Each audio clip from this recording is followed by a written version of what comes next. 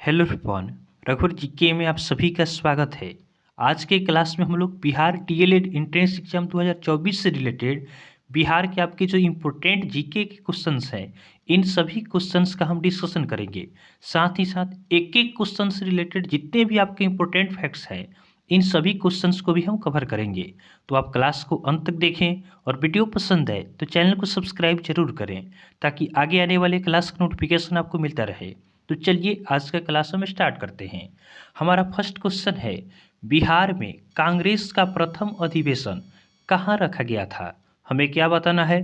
हमें बताना है कि बिहार में कांग्रेस का प्रथम अधिवेशन कहाँ रखा गया था।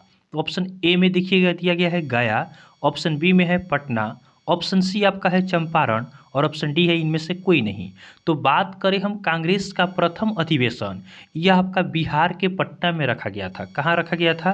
तो ये आपका पटना में रखा गया था और पटना के आपका बांकीपुर में रखा गया था। तो आप इसे भी याद रखेंगे, ये भी क्वेश्चन आपसे पूछा जा सकता है। और कब रखा गया? तो बिहार में आपका कांग्रेस का प्रथम अधिवेशन यह आपका 1912 में रखा जाता है। कब रखा जाता है? 1912 में रखा जाता है। आप इसको रिलेट कर सकते हैं कि बिहार का गठन कब हुआ था। तो हम जानते हैं कि बिहार का गठन आपका 22 मार्च 1912 में ही होता है। तो 1912 में आपका बिहार का गठन होता है। तो उसी वर्ष आपका बिहार में कांग्रेस का प्रथम अधिवेशन भी आपका रखा गया था। और कहाँ रखा गया था? तो ये आपका पटना में रखा गया था। और जो आपका पटना में कांग्रेस का अधिवेशन हुआ, यह कांग्रेस का कौन सा अधिवेशन था? तो ये आपका कांग्रेस का पूछा जाए तो कांग्रेस का आपका 27वां आपका क्या था? अधिवेशन था। तो आप इसे भी याद रखेंगे। एक दूसरे क्वेश्चन को आप क्या करेंगे, एक दूसरे से रिलेट करके याद करेंगे तो आसानी से आप याद रख सकते हैं। देखिए, बिहार का गठन कब होता है? 1912 में, और 1912 में ही आपका बिहार में कांग्रेस का प्रथम अधिवेशन होता है। तो इस तरह आप रिलेट करके याद रखेंगे। नेक्स्ट क्वेश्चन को देखते हैं। अगला प्रश्न हमारा है, उदयपुर वन्य प्राणी सेंचुरी किस राज्य में स्थित है? उदयपुर वन्य प्राणी सेंचुरी, इसकी बात करें तो यह आपका बिहार में स्थित है। कहाँ स्थित है? तो बिहार में स्थित है। ऑप्शन सी हमारा सही आंसर होगा। उदयपुर वन्य प्राणी सेंचुरी यह आपका बिहार के पश्चिम चंपारण जिले में स्थित है। कहाँ स्थित है? तो यह आपका पश्चिम चंपारण जिले में स्थित है। तो आप इससे भी ध्यान रखेंगे कि ये क्वेश्चन बन सकता है कि उदयपुर वन्य प्राणी सेंचुरी यह बिहार के किस जिले में स्थित है? तो बिहार के आपका पश्चिम चंपारण जिले में आपका स्थित है। वहीं बात करें हम पश्चिम चंपारण की, तो यह आपका बिहार में आपका क्षेत्रफल की दृष्टि से सबसे बड़ा जिला है। क्षेत्रफल की दृष्टि से सबसे बड़ा जिला आपका कौन सा है? तो यह आपका है, आपका कौन सा है? पश्चिम चंपारण है। तो आप इसे भी ध्यान रखेंगे। नेक्स्ट क्वेश्चन को देखते हैं।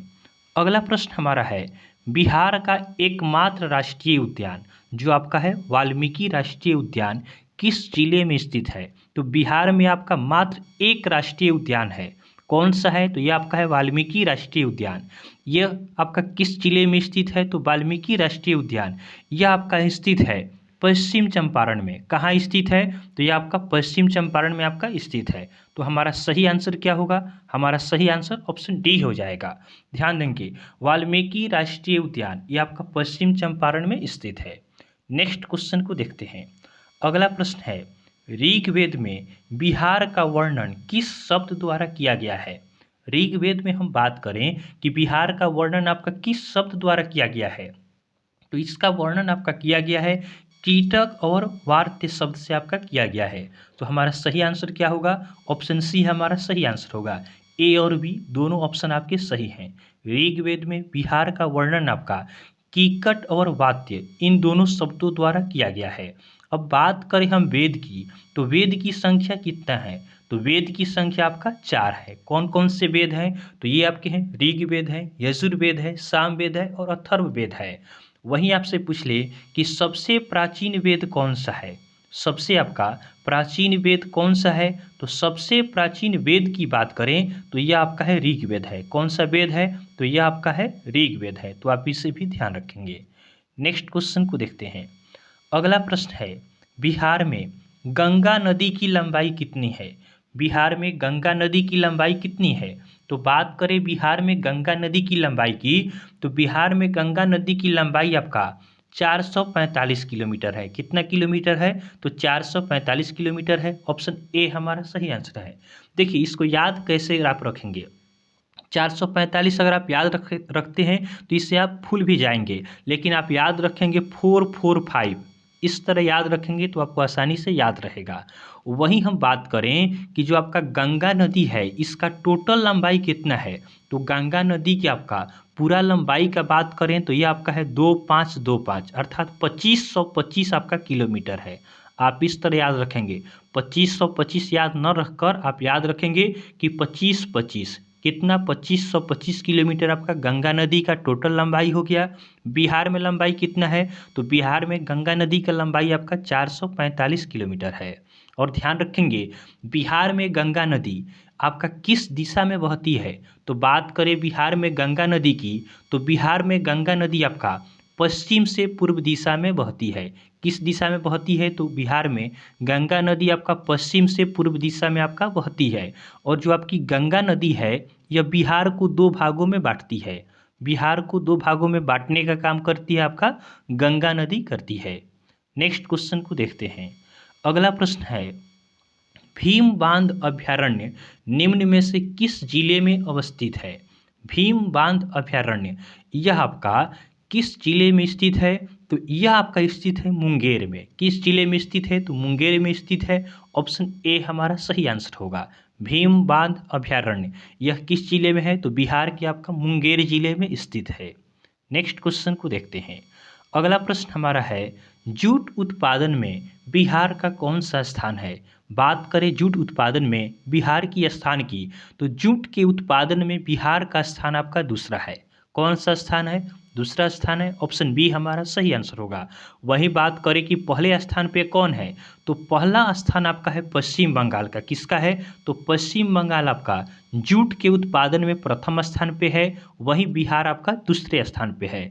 बात करें कि जो आपका जूट का जो उत्पादन होता है, तो जूट के उत्पादन के लिए आपका कौन सी मिट्टी की आवश्यकता होती है, तो जूट का उत्पादन के लिए आपका नवीन जलोढ़ मिट्टी की आवश्यकता होती है। किसकी आवश्यकता होती है, तो नवीन जलोढ़ मृदा की आपका आवश्यकता होता है जूट का उत्पादन करने में। और ये क्वेश्चन भी हमने आपको बताया है कि नवीन जलोढ़ मृदा को क्या कहा जाता है, तो नवीन जलोढ़ मिट्टी जो होता है इसे आपका खादर कहा जाता है। क्या कहा जाता है, तो नवीन जलोढ़ मिट्टी को खादर कहते हैं। वहीं आपसे पूछ ले कि जो आपका पुरानी जलोढ़ मिट्टी होती है उसे क्या कहा जाता है, तो पुरानी जलोढ़ मिट्टी को आपका बांगर कहा जाता है। तो आप इसे भी ध्यान रखेंगे। नेक्स्ट क्वेश्चन को देखते हैं। अगला प्रश्न है, मृदा निर्माण में उत्तरदायी कारक है। हमें बताना है कि मृदा के निर्माण में कौन कौन से कारक आपके आवश्यक होते हैं। तो बात करें मृदा निर्माण की, तो मृदा का निर्माण करने के लिए आपका नमी की आवश्यकता होता है, अर्थात आर्द्रता की आवश्यकता होती है, वर्षा की भी आपका आवश्यकता होती है, और वहाँ का आपका तापमान की भी आवश्यकता होती है। तो हमारा सही आंसर क्या होगा, हमारा सही आंसर आपका हो जाएगा ऑप्शन डी, उपरोक्त सभी। तो मृदा के निर्माण में आपका आर्द्रता की आवश्यकता होती है, वर्षा की आवश्यकता होती है, और तापमान अर्थात टेम्परेचर की भी आपको आवश्यकता होती है। तो सही आंसर हमारा ऑप्शन डी हो जाएगा। नेक्स्ट क्वेश्चन को देखते हैं। अगला प्रश्न है, बिहार में मृदा कितने प्रकार का है? बात करें बिहार में मृदा कितने प्रकार का है, तो बिहार में मृदा आपका 3 प्रकार का है। कितने प्रकार का है, 3 प्रकार का है। ऑप्शन सी हमारा सही आंसर होगा। कौन कौन सा है, तो यह आपका प्रकार है, पहला आपका है मृत्तिका मृदा। कौन सा मृदा है, तो यह आपका है मृत्तिका मृदा है। उसके बाद बात करें दूसरा, तो दूसरा कौन सा है, तो बिहार में मृदा का दूसरा टाइप आपका है बलुई मृदा। कौन सा मृदा है, तो ये आपका है बलुई मृदा हो गया। और तीसरा कौन सा है, तो तीसरा आपका है दुमटी मृदा। कौन सा मृदा है, तो दुमट मृदा आपका है। वहीं बात करें कि भारत में आपका मिट्टी कितने प्रकार की पाई जाती है, तो अपने देश भारत में मिट्टी आपका 8 प्रकार की पाई जाती है। बिहार में पाई जाती है 3 प्रकार की, और भारत में कितनी प्रकार की पाई जाती है, तो भारत में आपका 8 प्रकार की पाई जाती है। तो आप इसे भी ध्यान रखेंगे। नेक्स्ट क्वेश्चन हमारा है, बिहार का सर्वाधिक वर्षा प्राप्त करने वाला जिला कौन सा है? हमें बताना है कि बिहार के किस जिले में सबसे अधिक वर्षा होती है। तो देखिए, बात करें सबसे अधिक वर्षा की, तो यह आपका होता है किशनगंज में। कहाँ पे होता है, किशनगंज जिले में होता है। ऑप्शन बी हमारा सही आंसर होगा। ध्यान देंगे, बिहार में सर्वाधिक वर्षा कहाँ पे होती है, तो ये आपका किशनगंज में होती है। वहीं आपसे पूछ ले कि सबसे कम वर्षा कहाँ पे होती है, तो सबसे कम वर्षा की बात करें तो सबसे कम वर्षा आपका अरवल जिला में होता है। कहाँ पे होता है, तो अरवल जिला में है। और अरवल जिला जो आपका है ये आपका सूखा है, वर्षा यहाँ पे कम होता है। तो सबसे सूखा आपका जिला कौन सा है, तो यह आपका है अरवल जिला है। और अरवल जिला जो आपका है यह बिहार का आपका नवीनतम जिला है। कौन सा जिला है, नवीनतम जिला है, अर्थात बिहार का यह 38वां जिला है। बिहार का 38वां जिला कौन सा है, तो अरवल है। अरवल आपका नवीनतम जिला हो गया। सबसे कम वर्षा आपका अरवल में ही होता है। उसके बाद कम वर्षा होता है तो यहाँ पे सूखा होगा, तो सबसे सूखा बिहार के किस जिले में होता है, तो अरवल में ही होता है। और सबसे अधिक वर्षा कहाँ पे होता है, तो सबसे अधिक वर्षा आपका किशनगंज में होता है। नेक्स्ट क्वेश्चन को देखते हैं। अगला प्रश्न है, बिहार में सर्वाधिक वर्षा किन महीनों में होता है। बिहार में बात करें कि सबसे ज़्यादा वर्षा आपका किन महीनों में होता है, तो यह आपका होता है जुलाई अगस्त में। किन महीनों में होता है, तो जुलाई अगस्त में आपका बिहार में सबसे ज़्यादा वर्षा होता है। वहीं हम बात करें कि बिहार में आपका जो सर्वाधिक ठंड होता है यह कब पड़ता है, तो बिहार में हम ठंड की बात करें तो सबसे ज़्यादा ठंड आपका पड़ता है दिसंबर से जनवरी में। दिसंबर जनवरी में आपका सबसे ज़्यादा ठंडी आपका बिहार में पड़ता है, तो आप इसे भी ध्यान रखेंगे। नेक्स्ट क्वेश्चन है, चीनी यात्री हेनसांग ने किसके शासनकाल में संपूर्ण बिहार की यात्रा की थी। चीनी यात्री आपके हैं हेनसांग, इन्होंने किसके शासनकाल में संपूर्ण बिहार की यात्रा की थी, तो इस प्रश्न का हमारा सही उत्तर होगा ऑप्शन बी हर्षवर्धन। हर्षवर्धन के शासनकाल में चीनी यात्री हेनसांग ने आपका बिहार की यात्रा की थी, तो आप इसे याद रखेंगे। और हेनसांग ने अपनी जो यात्रा थी बिहार की यात्रा, इसका वृतांत किसमें किया है, ये भी क्वेश्चन पूछा जा सकता है। तो हेनसांग ने अपनी यात्रा का वृतांत जो है ये आपका किया है सी यू की में। किसमें किया है, तो सी यू की इनकी रचना है जिनमें इन्होंने बिहार की अपनी यात्रा के बारे में लिखा है, तो आप इससे भी ध्यान रखेंगे। नेक्स्ट क्वेश्चन को देखते हैं। अगला प्रश्न है, चंपारण सत्याग्रह आंदोलन किस वर्ष हुआ था। चंपारण सत्याग्रह आंदोलन यह आपका होता है 1917 में। कब होता है, 1917 में होता है। ऑप्शन ए हमारा सही आंसर होगा।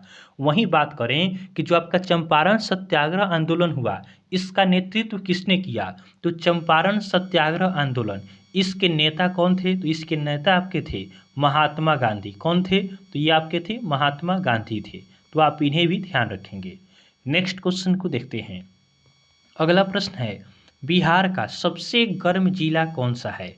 बिहार का सबसे गर्म जिला कौन सा है, तो यह आपका है अरवल है। कौन सा जिला है, अरवल जिला आपका बिहार का सबसे गर्म जिला है। और अरवल जिला ही आपका बिहार का नवीनतम जिला भी है, अर्थात 38वां जिला है, तो आप इससे भी ध्यान रखेंगे। बिहार में जिला की कितनी संख्या है, तो बिहार में आपका कुल 38 जिला है। नेक्स्ट क्वेश्चन को देखते हैं। अगला प्रश्न है, बिहार का सर्वाधिक साक्षरता वाला जिला कौन सा है। बिहार का किस जिले का साक्षरता दर आपका सबसे अधिक है, यह हमें बताना है। तो बिहार का सर्वाधिक साक्षरता वाला जिला यह आपका रोहतास है। कौन सा जिला है, तो यह आपका रोहतास है। ऑप्शन सी हमारा सही आंसर होगा। और सबसे कम आपका साक्षरता किस जिले में है, तो सबसे कम साक्षरता आपसे पूछ ले कि यह आपका बिहार के किस जिले में है, तो यह आपका है पूर्णिया में है। सबसे अधिक आपका रोहतास में है, सबसे कम कहाँ पे है, तो यह आपका है पूर्णिया में है। और बिहार का आपका साक्षरता दर की बात करें तो बिहार का आपका जो साक्षरता दर है यह कितना है, ये भी क्वेश्चन बन सकता है। तो बिहार का साक्षरता दर आपका है 61.80% है, तो आप इसे भी ध्यान रखेंगे। बिहार का जो साक्षरता दर है यह कितना है, तो 61.80% है। नेक्स्ट क्वेश्चन को देखते हैं। अगला प्रश्न है, बिहार विधानसभा में अनुसूचित जनजातियों हेतु आरक्षित सीटों की संख्या कितनी है। बिहार विधानसभा में आपका अनुसूचित जनजातियों हेतु आरक्षित सीटों की संख्या कितनी है, तो यह संख्या आपका है 2 है। कितना है, तो अनुसूचित जनजातियों के लिए आपका बिहार विधानसभा में 2 सीटों को रिजर्व किया गया है। वहीं आपसे पूछ ले कि जो आपका अनुसूचित जाति है, यह तो बात हुआ अनुसूचित जनजाति का, अनुसूचित जाति के लिए कितना सीट आरक्षित है, तो अनुसूचित जाति के लिए आपका 38 आपका विधानसभा में आपका सीट क्या है, आरक्षित है। वहीं हम बात करें कि बिहार विधानसभा में सीट कितना है, तो बिहार विधानसभा में आपका टोटल सीट है 243। कितना सीट है, तो 243 सीट है। वही हम बात करें कि बिहार का जो आपका विधान परिषद है इसमें कितना सीट है, तो बिहार विधान परिषद में आपका सीट की संख्या कितना है, तो 75 है। वहीं आपसे पूछ ले कि बिहार में लोकसभा का कितना सीट है, तो बिहार में लोकसभा का आपका 40 सीट है। वहीं पूछ ले कि बिहार में आपका राज्यसभा का कितना सीट है, तो बिहार में राज्यसभा का सीट आपका 16 है। तो आप इन सभी क्वेश्चंस को ध्यान रखेंगे कि बिहार में अनुसूचित जनजातियों के लिए आपका 2 सीट रिजर्व किया गया है, वहीं अनुसूचित जाति के लिए आपका 38 सीटों को रिजर्व किया गया है। बिहार में विधानसभा का टोटल सीट 243 है, विधान परिषद का सीट आपका 75 है, लोकसभा का सीट कितना है, 40 है, और राज्यसभा का सीट कितना है, तो 16 है। नेक्स्ट क्वेश्चन को देखते हैं। अगला प्रश्न है, क्षेत्रफल की दृष्टि से बिहार का कौन सा स्थान है। बात करें क्षेत्रफल की, तो क्षेत्रफल की दृष्टि से बिहार का स्थान आपका 12वां है। कौन सा स्थान है, 12वां स्थान है।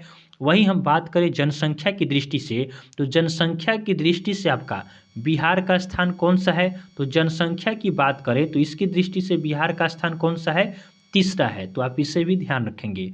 आपका क्षेत्रफल की दृष्टि से बिहार का स्थान 12वां हो गया। वहीं बात करें कि क्षेत्रफल की दृष्टि से सबसे बड़ा राज्य कौन सा है, क्षेत्रफल की दृष्टि से आपका सबसे बड़ा राज्य पूछ ले कि कौन सा है, तो क्षेत्रफल की दृष्टि से सबसे बड़ा राज्य आपका राजस्थान है। तो आप इसे भी ध्यान रखेंगे। वहीं आपसे पूछ ले कि सबसे आपका छोटा राज्य कौन सा है, तो सबसे छोटा राज्य आपका गोवा है। क्षेत्रफल की दृष्टि से सबसे बड़ा राज्य कौन सा है, राजस्थान है।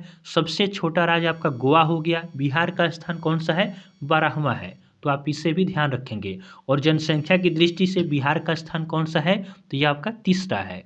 नेक्स्ट क्वेश्चन को देखते हैं। अगला प्रश्न है, बिहार से उड़ीसा कब एक अलग राज्य के रूप में गठित हुआ। हमें बताना है कि बिहार से आपका उड़ीसा का विभाजन कब होता है।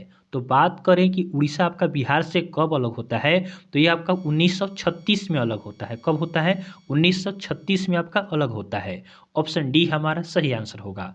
वहीं आपसे पूछ ले कि बिहार से आपका झारखंड कब अलग होता है। बात करें कि बिहार से झारखंड कब अलग होता है, तो यह आपका अलग होता है 15 नवंबर 2000 को। कब होता है, तो 15 नवंबर 2000 को आपका बिहार से झारखंड अलग होता है। वहीं आपसे पूछ ले कि बिहार का गठन कब हुआ, तो बिहार का गठन आपका 22 मार्च 1912 को होता है। कब होता है, तो 22 मार्च 1912 को होता है। वहीं बिहार को आपका राज्य का दर्जा कब दिया जाता है, तो बिहार को राज्य का दर्जा आपका 26 जनवरी 1950 को मिलता है। तो आप इन सभी पॉइंट्स को ध्यान रखेंगे। देखिए, एक एक पॉइंट को आपको ध्यान रखना होगा, तभी जाकर आप एग्जाम में अच्छे से अच्छा मार्क्स आप गेन कर सकते हैं। नेक्स्ट क्वेश्चन को देखते हैं। अगला प्रश्न हमारा है, वर्तमान में बिहार के मुख्यमंत्री कौन है। वर्तमान में आपके बिहार के मुख्यमंत्री कौन है, तो बिहार के मुख्यमंत्री आपके नीतीश कुमार हैं। ऑप्शन ए हमारा सही आंसर होगा। वर्तमान में बिहार के मुख्यमंत्री कौन है, नीतीश कुमार है। ऑप्शन बी देखिएगा, ऑप्शन बी में दिया गया है मोहन यादव। मोहन यादव कहाँ के मुख्यमंत्री हैं, तो मोहन यादव वर्तमान में आपके मध्य प्रदेश के मुख्यमंत्री हैं। तो आप इससे भी ध्यान रखेंगे। ऑप्शन सी है भजन लाल शर्मा। भजन लाल शर्मा ये आपके राजस्थान के नए मुख्यमंत्री हैं। ऑप्शन डी है ममता बनर्जी। तो ममता बनर्जी कहाँ की मुख्यमंत्री हैं, ये आपकी पश्चिम बंगाल की मुख्यमंत्री हैं। तो आप इन सभी को भी ध्यान रखेंगे। किसी भी राज्य का मुख्यमंत्री आपसे पूछा जा सकता है। नेक्स्ट क्वेश्चन को देखते हैं। आज का हमारा लास्ट क्वेश्चन है, बिहार की राजधानी कहाँ है। बिहार की राजधानी कहाँ है, तो बिहार की राजधानी आपका पटना है। कहाँ है, पटना है। ऑप्शन डी हमारा सही आंसर होगा। और पटना किस नदी के तट पर स्थित है, तो पटना आपका गंगा नदी के तट पे स्थित है। उसके बाद बात करें, ऑप्शन ए में दिया है हैदराबाद। तो हैदराबाद किसकी राजधानी है, तो हैदराबाद आपका तेलंगाना की राजधानी है। किसकी राजधानी है, तो तेलंगाना की राजधानी आपका है हैदराबाद है। उसके बाद ऑप्शन बी है ईटानगर। ईटानगर किसकी राजधानी है? तो ये आपका है अरुणाचल प्रदेश का। किसका राजधानी है? तो अरुणाचल प्रदेश का राजधानी आपका हो गया ईटानगर। ऑप्शन सी में है दिसपुर। दिसपुर किसका राजधानी है? तो असम की राजधानी क्या है? दिसपुर है। तो आप इन सभी को भी ध्यान रखेंगे, राजधानी से भी क्वेश्चन आपके पूछे जाते हैं। तो बिहार की राजधानी कहाँ हो गई? बिहार की राजधानी पटना हो गई। पटना आपका गंगा नदी के तट पे स्थित है। उसके बाद हैदराबाद आपका तेलंगाना की हो गई। उसके बाद ईटानगर आपका अरुणाचल प्रदेश की राजधानी है और दिसपुर आपका असम की राजधानी है। तो इस तरह बिहार से रिलेटेड हमने आज आपका टॉप 20 क्वेश्चंस का डिस्कशन किया है। केवल हमने 20 क्वेश्चंस का ही डिस्कशन नहीं किया है, इसके साथ साथ अन्य जितने भी इंपॉर्टेंट क्वेश्चंस हैं उसको भी हमने डिस्कस किया है। 4 से 5 क्वेश्चन बिहार से रिलेटेड आएगा, जिसके अंदर हम बिहार का इतिहास से लेकर बिहार का वर्तमान तक जितना भी आपका नया से नया क्वेश्चन बन सकता है उन सभी को हम डिस्कस करेंगे। तो ये सभी क्लास आपके लिए काफ़ी इंपॉर्टेंट रहने वाला है। तो आप सभी क्लास को अंत तक देखें और इसका रिवाइज भी करें। देखिए, पढ़ने से ज़्यादा ज़रूरी है कि आप उसको रिवाइज भी करते रहें ताकि एग्ज़ाम तक आपको कम से कम याद रहे। तो आपको क्लास पसंद आया हो तो आप वीडियो को लाइक करें और चैनल को सब्सक्राइब जरूर करेंगे ताकि आगे आने वाले क्लास का नोटिफिकेशन भी आपको मिलता रहे। तो चलिए, आज के लिए हम इतना ही रखते हैं, फिर नेक्स्ट क्लास में आपसे मिलेंगे। तब तक के लिए धन्यवाद।